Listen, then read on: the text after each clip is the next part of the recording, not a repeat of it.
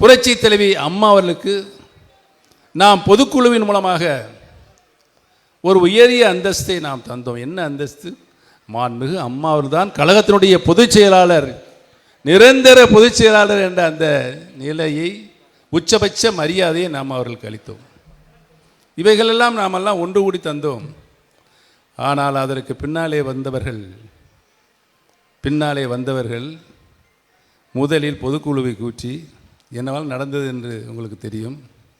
இங்கே பேர் சில பேர் கூட தண்ணீர் பாட்டில் கையில் வச்சுட்டு இருக்காங்க.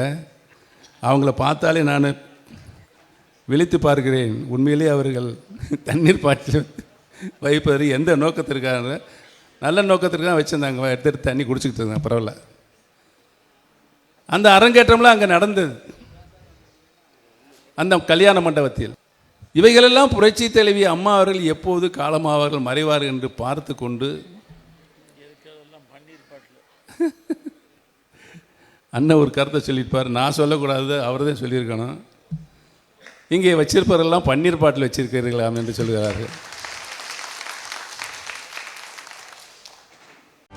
செய்திகளை உடனுக்குடனும் துல்லியமாகவும் தெரிந்து கொள்ள சப்ஸ்கிரைப் பண்ணுங்க.